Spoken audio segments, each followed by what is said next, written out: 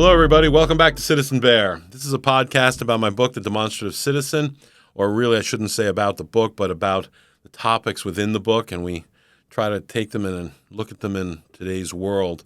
And I thought it would be an interesting correlation to talk about this because while I wrote the book forward-looking and kind of a dystopian tale, it was also a very patriotic tale and getting back to basics about our society and our founding fathers. I kind of was also a warning about where we were heading. And unfortunately, today I've seen it just get worse. And, I thought, well, let's take this and talk about it a little bit and take some of these topics and go out and put them out here. So I'm excited about this week's podcast. We're going to continue on about economics, and we call this More About Money. Last time we were following the money, and I hope you liked the last one. But I realized in the course of doing it and finishing up last week, it's such a huge topic we're never going to get all the way through and never really going to cover everything. And I don't know that we should even get down in the weeds too far or get too technical. But I think that talking about this from a certain point of view tees up around a lot of the other conversations that we have about different topics. And certainly economics is a key factor in our world and, frankly, in a lot of the topics we've already talked about. And we're going to touch on that a little bit today. I think that there are a couple of topics the last week that I breezed over and frankly probably should be touched a little more in depth. We should look at a little bit this in a little more a different point of view and maybe some different context. And I don't know if we'll need a third episode on this or not, but let's just kind of dig in on this. Certainly in the book, my friend Bear and some of his compatriots dealt with these economic issues but it wasn't a specific chapter or a point in the book. It was always in the backdrop. And one of the things that he had to do that ended up forming into the larger organization over time was dealing with some of the ability to supply, the logistics of supplying his organization. And it started smuggling and trading and bartering and doing other things and finding resources, and until he actually brought government and other players in behind him, and they joined together in a common vision. But until then, he had a lot of work to do. And he saw the impact of bad leadership and bad economics and bad social programs and how they affected his world, how we were really shoring this up. And maybe he was living in a bit of a bubble in his life. But as he got out and took this leadership role and built the militia movement around him, in defense of their homes and their livelihood, he began to see how really grievous the impact of years of bad economics had been on their society, and how it only took a small push, a small event to really push so many beyond the breaking point, beyond survivability in our world. And he felt compelled, and much of his movement was about trying to mend that. People joined the movement not just because of the war, but because they found it a necessary way to survive, and it was an important part of who they were. So in any case, let's move on and let's get into talking about some of the topics and some of the things we went over. And first I want to kind of go back and talk about the global funds and the index currency a bit further and kind of make a little clarity. And, again, we're not going to get too far down here. And I want to start with kind of opening the door on electronic currency. Keep in mind that we already have a lot of electronic currency. Most of the global currency is electronic. We transfer funds into credits, and that's based on the index currency of the dollar. And all currencies out there are prorated, if you will, against the dollar. Some have more, but they're exchange rates. And those exchange rates are computed up to the dollar, and from the dollar they're traded into credits on the global markets, and you can buy, sell, trade, do whatever you need to do. But it is all electronic. And we've seen there's good and bad in this, and we've started to see some of the real harsh aspects of this and some of the control aspects of this in our lives over the last so many years. I mean, for the good parts, it's very fast. It's very efficient. It's very auditable. It's very traceable. It has a lot of very good components to it in a global market if it's managed well and it's managed with good intent, which it should be because there are many very important players in it. While the United States is the index currency, the whole world, or any of the trading world, certainly the free world, but all countries participate in that trading process. But we've also seen some frightening stuff. Some of it necessary, some of it very unnecessary.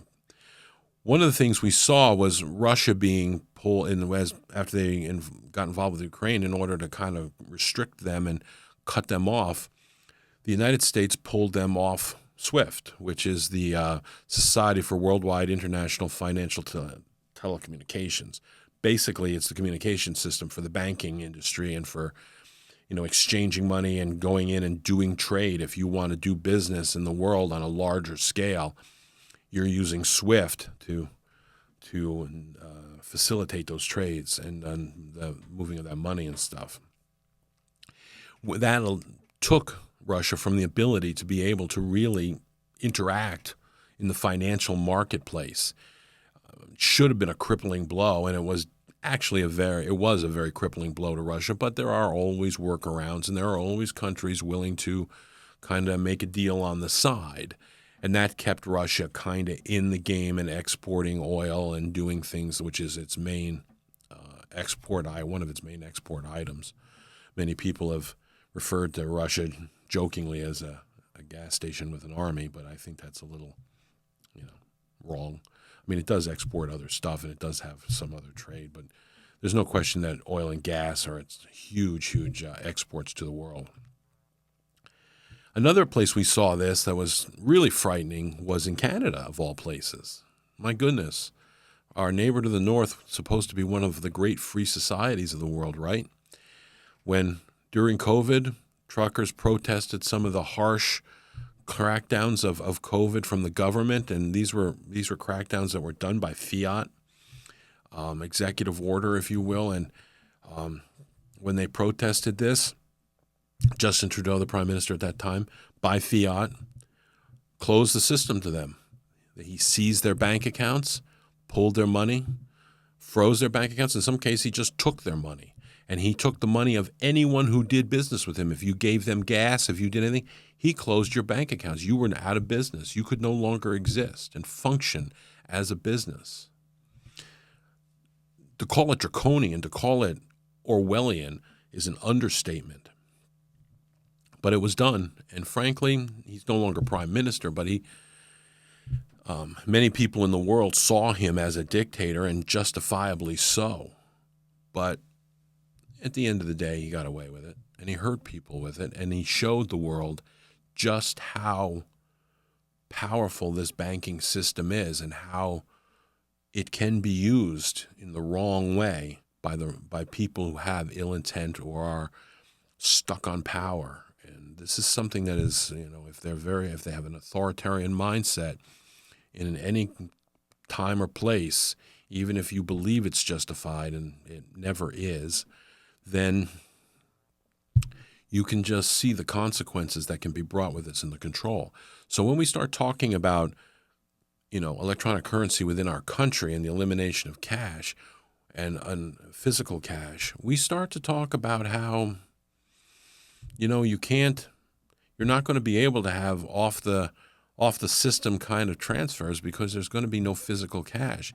You can start to barter with things like gold, silver.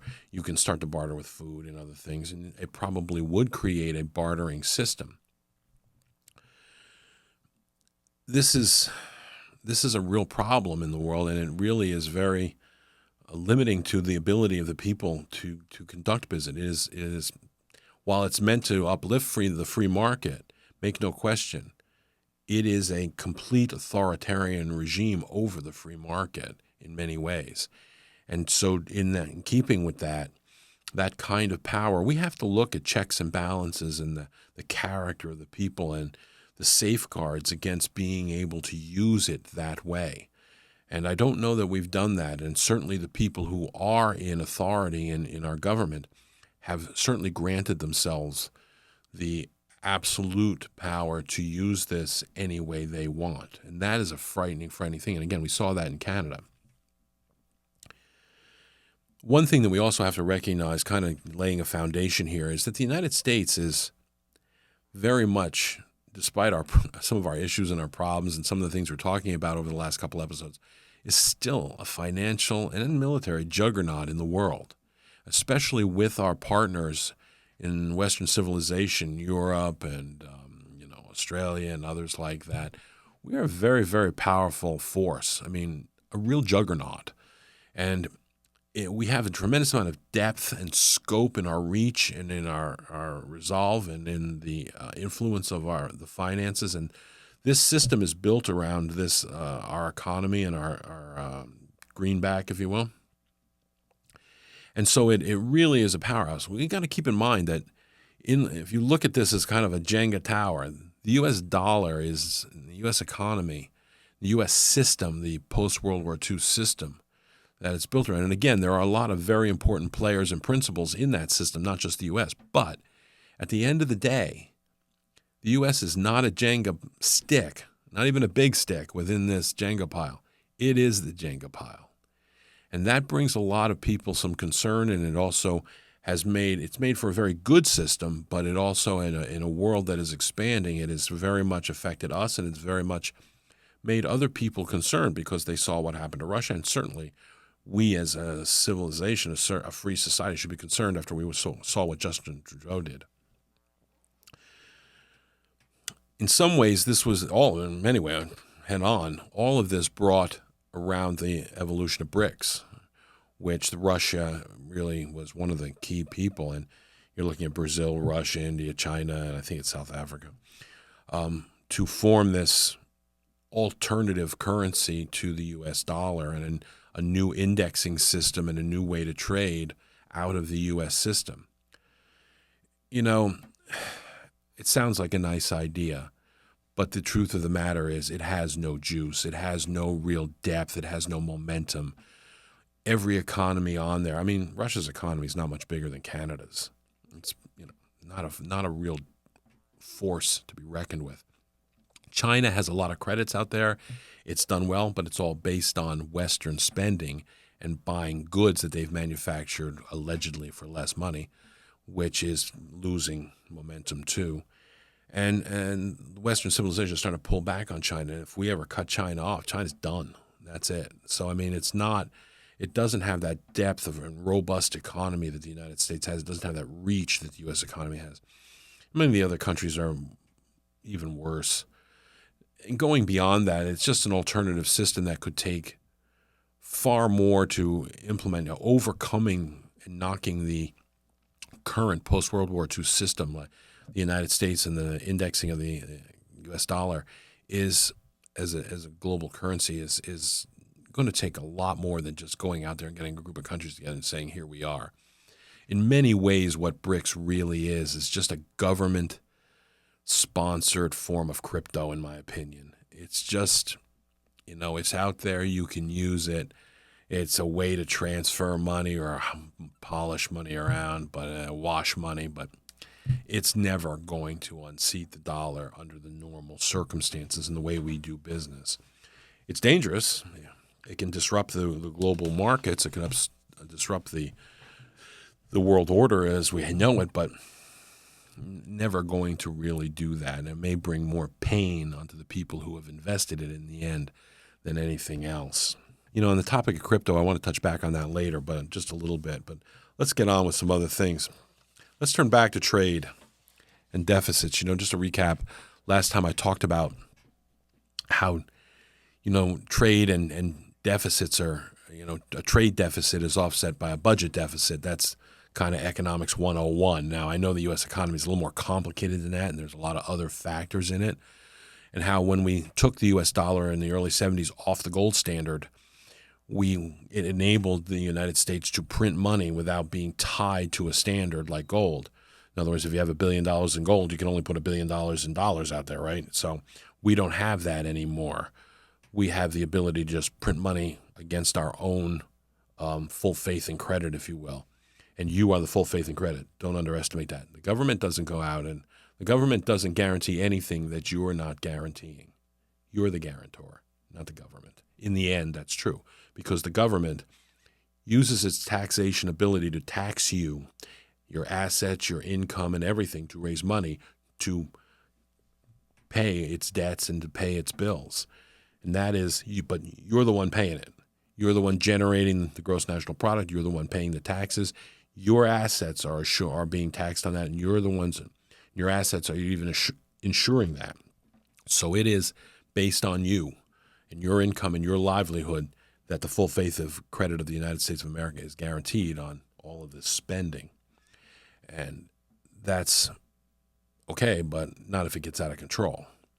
So we need to keep that in mind when we go out there. I kind of want to reiterate that as we go out and talk about, the United States and these deficits. And then one thing I want to kind of put a little perspective out there too, and kind of a thought process. I talked about how the U.S. kind of puts a trade deficit. Our trade deficit started, and particularly when we added China as a favored nation. We opened China, and then we got this favored nation status on it as it was growing and building a manufacturing base. And it was really ready to come out of its corner swinging as a manufacturer. And under the Clinton administration, we put this out there. And we opened the door on the premise that they would manufacture cheaper goods, and that would be a benefit for us. And what we ended up doing is building this trade deficit. And over time, we watched that budget deficit balloon alongside it as they grew. But here's a thought for you on that. We're printing money here, and we're putting that money into circulation through several different means, through the banking system, through our, borrowing money and issuing bonds and stuff and things like that, treasuries, and also just spending. So we put this money out there. We just print money. And the reason we print money is as the index currency, to keep liquidity in the system, to keep it stable, so that there's always a good amount of money to keep the dollar reasonably stable out there, to keep other currencies reasonably stable, other countries reasonably stable as they trade, and to keep liquidity out there, because as they need dollars, they need to be able to. You want to trade in dollars, you got to be able to get dollars. So there has to be a huge reserve of dollars out there. And as the economy has grown, we've been a little bit of a victim of our own success in the post-World War II era, where we've built all this global trade, and countries have thrived through the reconstruction process, and we farmed a lot of this out and favored for technology in our country, and that's okay. But we also then began to run a terrible trade deficit with this. But I'm not sure the trade deficit, we say the budget deficit was a reaction to the trade deficit in some ways. I don't think so. I think that they kind of went hand in hand, to be honest with you. But it was our need to keep massively putting liquidity into the system and printing money, especially in the last several decades, that has caused us to create more budget deficit, which we offset with trade deficit. And I think that I'm not so sure that we didn't push some of this trade issues and look to have trade in other places so that we could manage our budget deficit. Again, that offset kind of economic theory. I know it's a little simplistic, but I'm not so sure that they didn't go hand in hand. One fed off the other over time, and they've continued to get out of control. The problem is that too many career politicians got drunk on this, in my opinion. And we went too far. We've been spending money on nonsense. And yes, we have to put liquidity in the system, but you shouldn't be allowed to do it to your own interests. As the old saying goes, you can't serve two masters. And many of our career politicians that we have had, and that's on both sides of the aisle, today we see a much more favoring of this in the far left, and we'll get to that. But let's make no question, there are career Republicans up to their eyeballs in this. We needed to put liquidity out there, but I think a lot of them got to the point where it became what I said last time, is almost like a racketeering. Well, if we're going to spend the money, we might as well spend it on people who are supportive of us, who are going to, help us out in the next campaign. And it's kind of like this nice little thing, we had all these crazy projects in countries that were, we wanted to, get favoritism with or other stuff. And who are kicking money back, and it became a little crazy. And I think this is one of the complaints even with Ukraine, and we're seeing it's like, if we're giving you this money, we're going to expect something back. Well, that's, I'm sorry, I expect something back. That's actually my money. I expect something back, not some politician. We got people that are homeless. We got people that are losing their homes. We got people that are struggling in this country, and they're just being brutalized. And I don't see, oh yeah, we got social programs. What are you talking about? We're saving democracy. We're putting social. No, you're not. You're crushing free society. You're crushing our republic, our constitutional republic, for the favoritism of a new order that you want to put in place. And you are putting this liquidity out there, and you're enriching yourselves. I mean, I'm sorry. You can't have a politician go out there, come into office flat broke, and in a few years have millions, tens of millions of dollars. There's something wrong, and they've legalized it. It's totally legal for the most part, I guess. I mean, there can be some overstep, but fundamentally, there's a process there that's legal, and it's a little frightening. But I think over time, and I don't get off that kick, I think over a time, we really went out and we lost control of this, and it became kind of a steamroller effect. And we went out and really took this on. I think we're starting to pull back. I think the free world is starting to pull back because we realized we were enriching countries and trying to bring them into the world order who really didn't have our best interests in mind. They weren't team players, if you will. They weren't working towards the same goals as we were.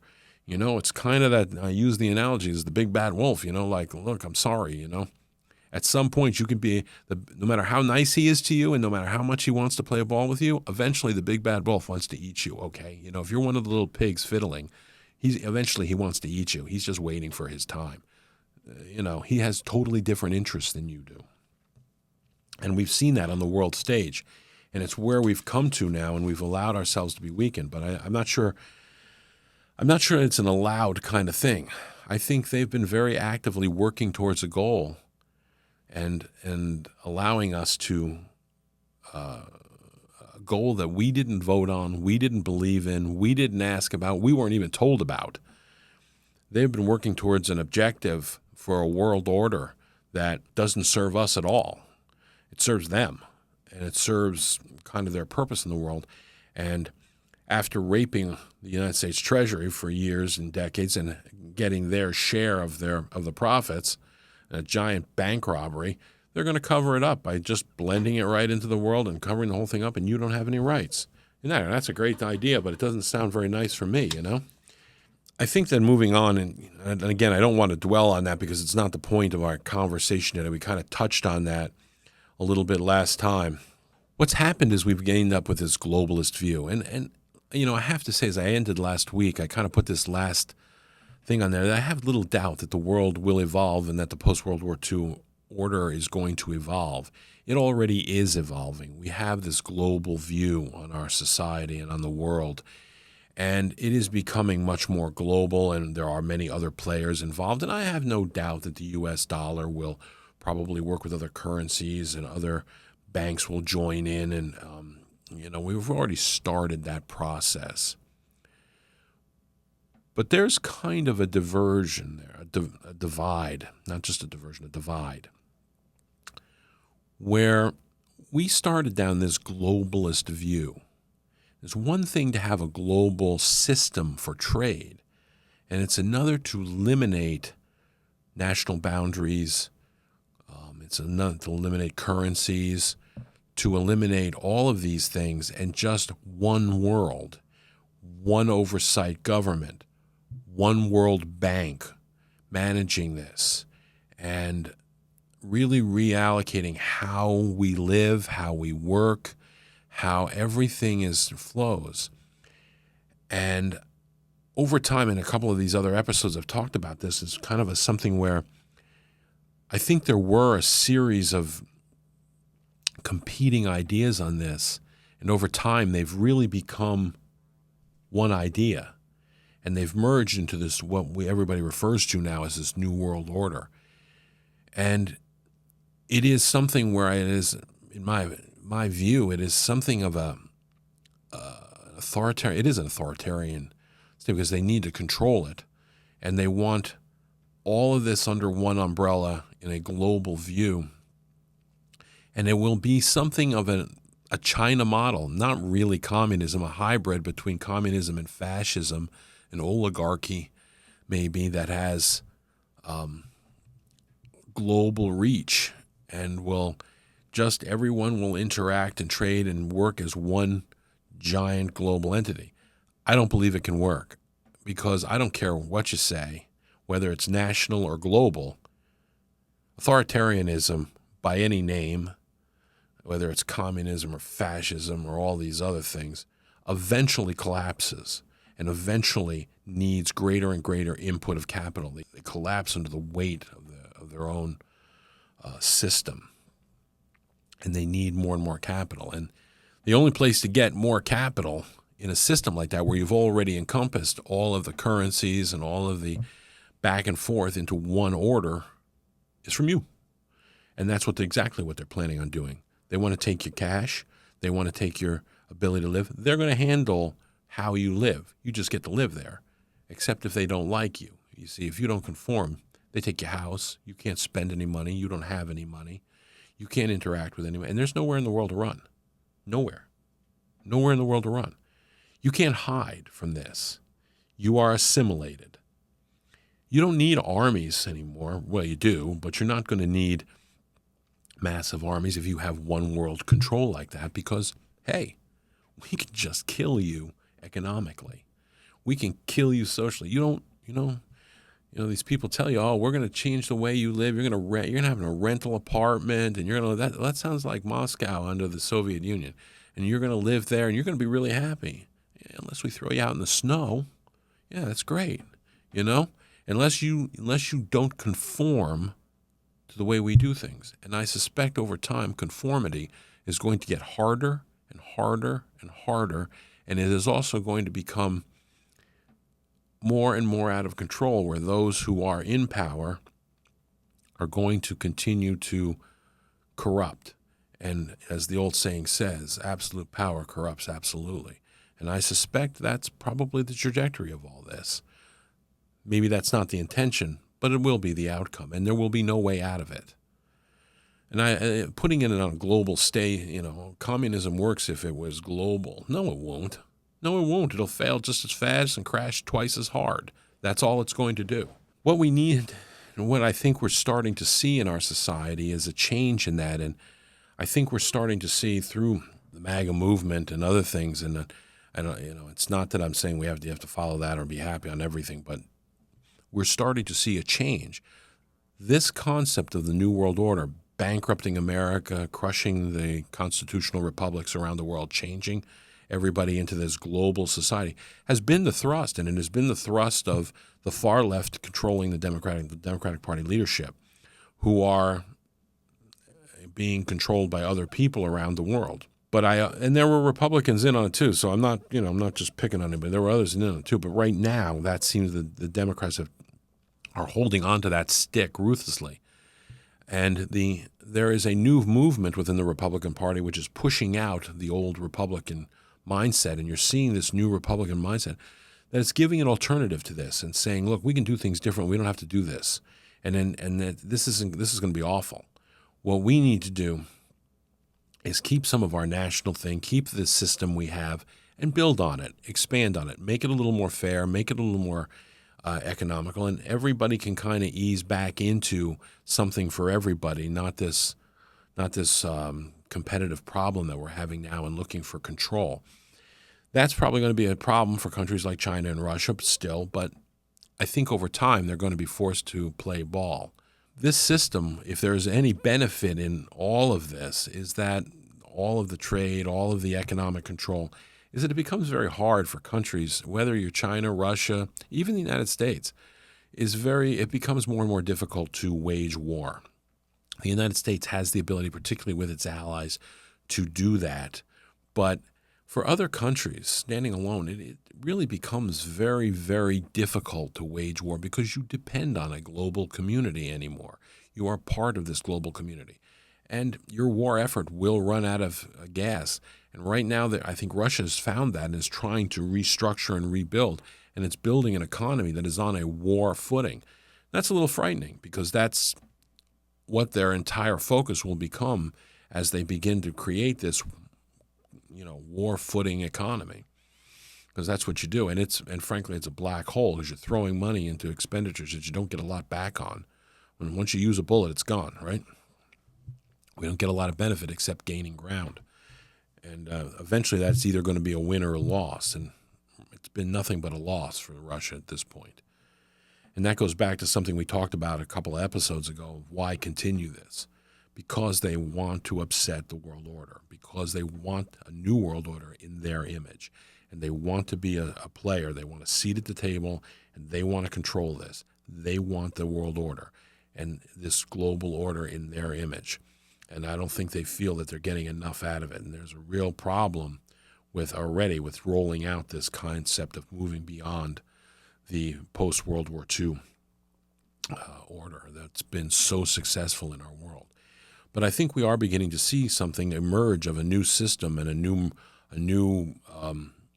commitment to mercantile and trade in the global economy and working things out on a little bit better footing. And I think backing away from this one world order and starting to say, well, we can do this and we can back away from trade, the massive trade deficits and budget deficits, and kind of smooth things down a little bit. And I think we're onto something here. And it may ebb and flow a little bit, but it's a very, very good thing for our world, in my opinion, and I like the way we're heading with that. In the book of Daniel and in the book of Revelation, the Bible warns us of this very thing.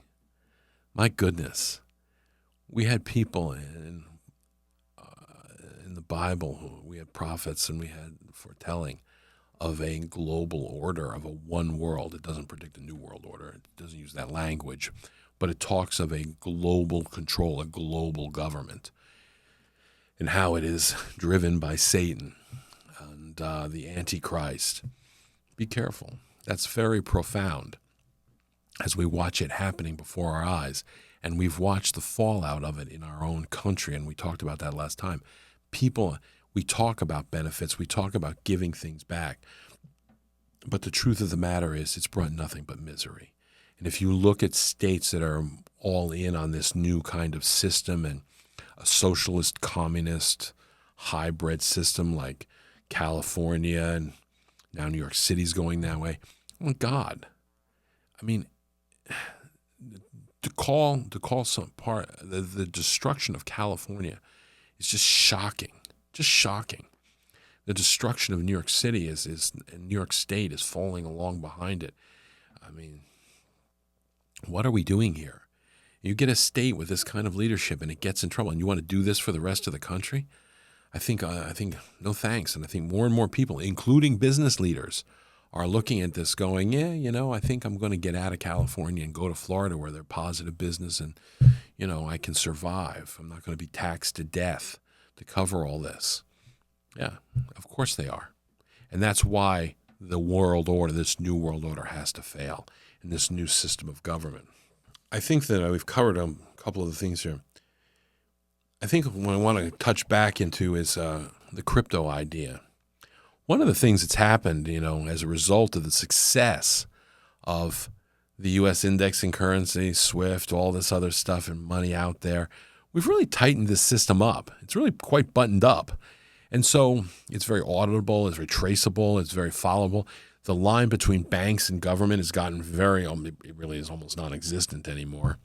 So as we get into it, finding the money, hiding money, becomes harder and harder and harder, and working off the books becomes harder and harder and harder. And while the government doesn't necessarily want to help other people, I think they'd like to help themselves sometimes in the intelligence community and other places. And they've got projects that they're working on off the books, and I'm not saying a pro or con on any of that. I'm just saying I think we all know there are black projects out there. And how do they move that money in a system that they've made so tight? Well, you bring something like cryptocurrency in there. You have an alternative currency where you can move money and shift money all along, and it's hard to trace. It's an alternative where it goes in one thing, sits there, kind of hangs out, maybe it gets bought and sold into other things and shifted around, and then somewhere it comes out as another creature to another name and back into the system where you'd like it to be. It's very, very clever, very efficient. And there are lots of people who are getting in on it.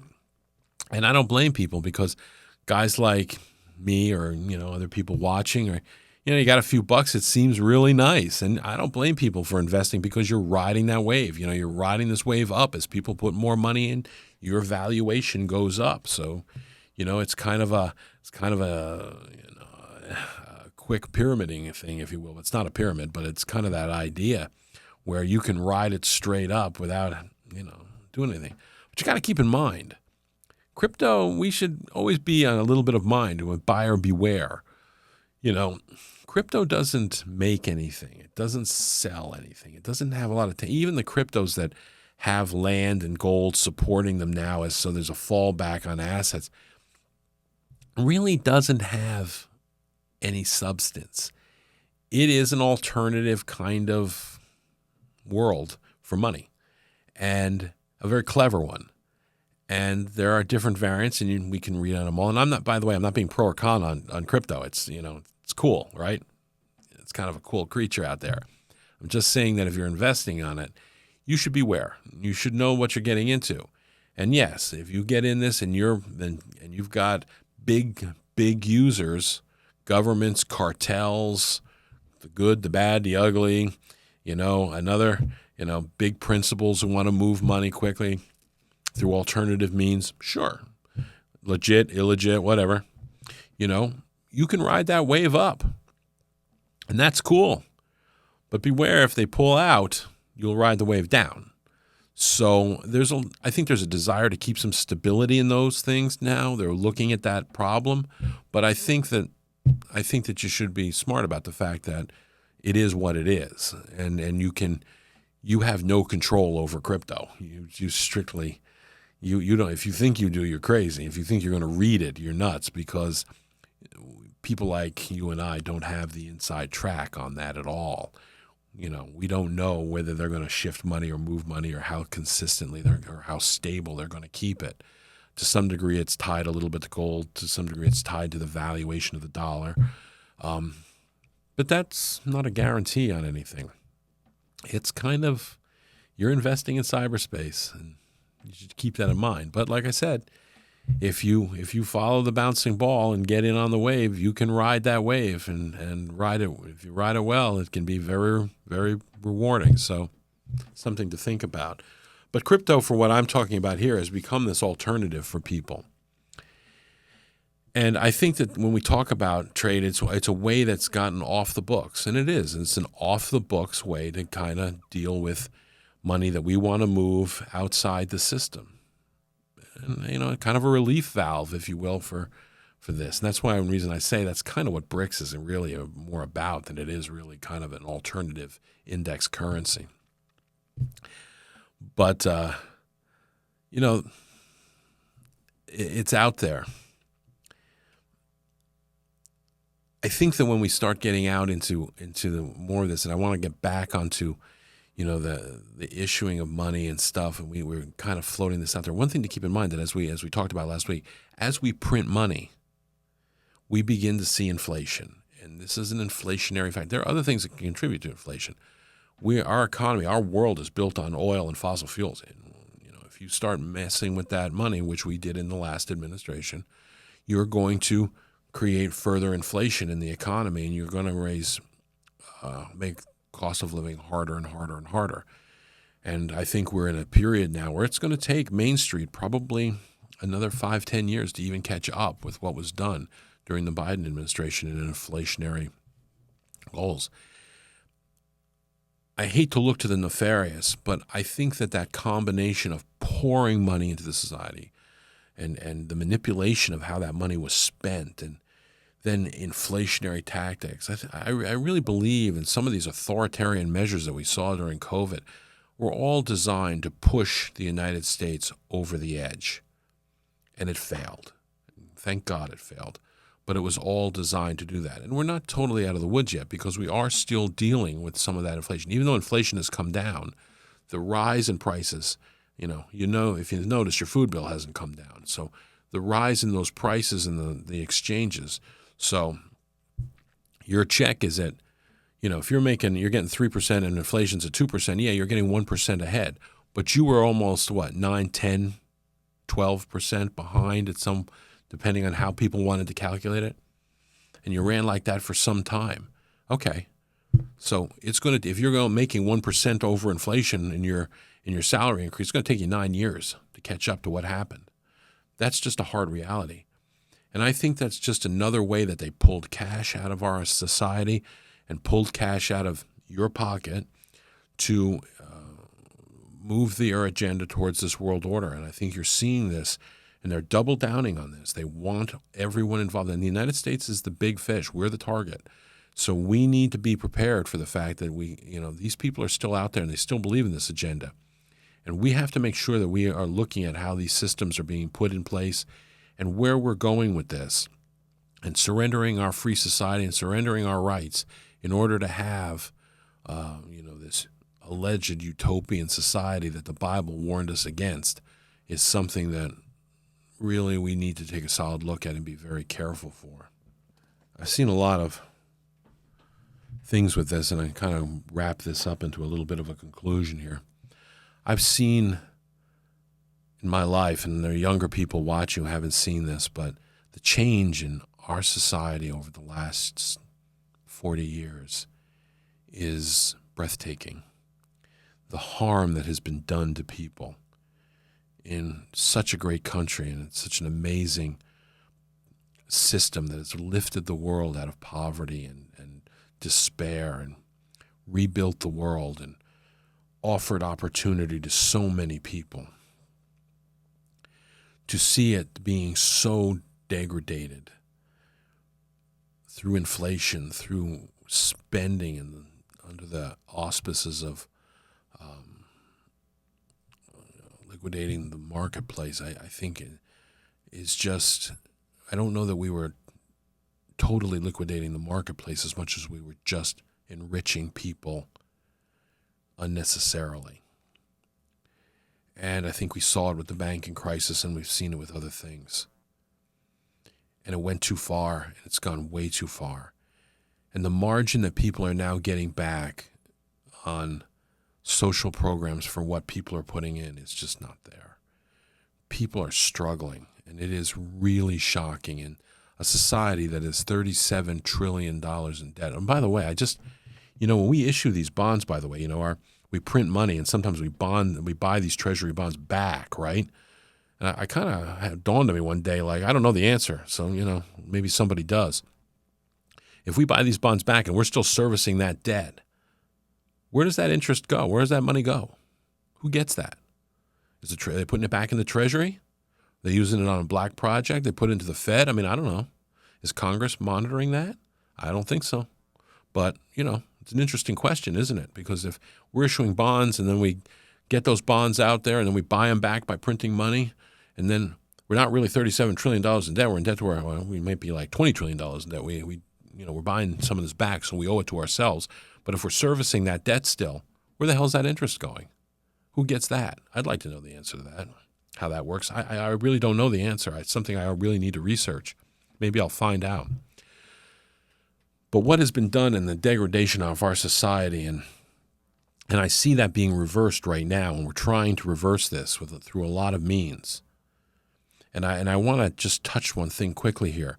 I know people are worried about tariffs being something that will create an inflationary thing. I don't agree with that in the long term. There could be short-term pain, but I don't agree with that in the long term.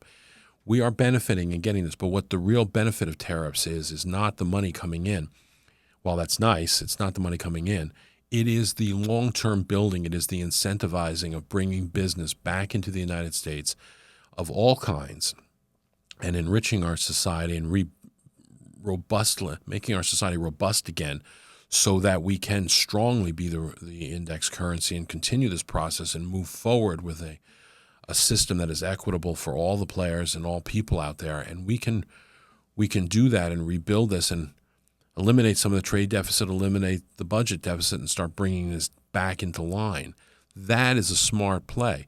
The tariffs, while potentially, I know some people feel that they'll be inflationary on their own right, I don't agree with that, because the simple answer is when you have inflation, you spend dollars and you throw them out into the marketplace, we don't get a benefit for that, it's lost. And it's not coming back around to Main Street, or if it is, it's just a small piece of it. It's out on the balance sheets of banks and big companies and other organizations and governments, for that matter, cartels. And we need to kind of make sure, and what happens is the spread between the rich and the poor, which has been going on, that spread has been growing geometrically, or not geometrically, but it's been compounding over the years. It is growing. The spread is growing at an astronomical rate. And this is one of the reasons why, is because that money never gets to Main Street. It never gets to the people. It only gets to the balance sheets because we're putting liquidity into the system, and they're part of the system. If you bring business back into this country through tariffs, people go to work. People have jobs. There's taxable income there for the government. We need less trade deficit. We can pay our budget deficit. We don't need as much budget deficit. So there is a direct benefit from these tariffs into the pockets of Main Street. And that revitalizes the baseline of our society and our economy. And it reverses the effect. But that's the problem. Right now, you have a war in Washington, D.C., and a violent war, as what we've seen, is that the people who have invested so greatly, the leaders of the Democratic Party principally, but some of the career politicians are Republicans who are fading away, but they have invested in this new world order and this concept and delivering the United States into it as part of their economic plan. And they can't turn back. They're in. They're right up to here in it. Now you have this alternative plan of saying, look, we can do this differently. And and it undermines what they've been working for. It destroys it. And it should be destroyed. But I think that we're seeing that conflict within our society right now. And, we need to continue working on this project to bring business back and to balance the books. And one of the things that's very rewarding on this is we're starting to see countries around the world get on board with it. They're starting to say, hey, I see this. This is a better way forward. And we don't need this kind of crazy control, and we don't need all this. But in the end, there is really only 3 safeguards for our society, for any society who deals with this. One is that we need separate powers. We need the separation of powers in any society that control this. We need people watching and from different perspectives, whether it be the law or legislation, executive branch, different types of people keeping an eye on this. The second is about the integrity of those leaders and their fidelity to the people. We don't elect you to have power. We give you authority. You have authority, not power. There's a difference. We should keep that. And you have a duty, a fiduciary duty to the people of this country, not to your New World Order, not to your friends, not to the people kicking back to you. You serve but one master. And that is the people of the United States of America and God, maybe. That's it. The third and final one rests with the people of the United States of America. We must have the fidelity to our own rights and to our welfare, and we must have the courage to stand up to this through the ballot box, through the jury box, through the ammo box, through the soap box, and even the coin box. We must stand up to this vigorously. We cannot afford not to stand up. You cannot afford not to stand up to this. You cannot afford to sit on the sidelines anymore. And it has to be, and we must continue. Even if there's some short-term pain, we must continue this. And to those who have done this, by all good rights, and those people who enrich themselves with the American people while people sit in squalor in tent cities and suffer with drug addiction that you allowed to cross and open borders and everything else. To all of those people, there's a curse upon you for this. And the only reason the American people should have probably beaten you like Mussolini and dragged you through the streets for this, but they won't, because they're good people and they believe in their system.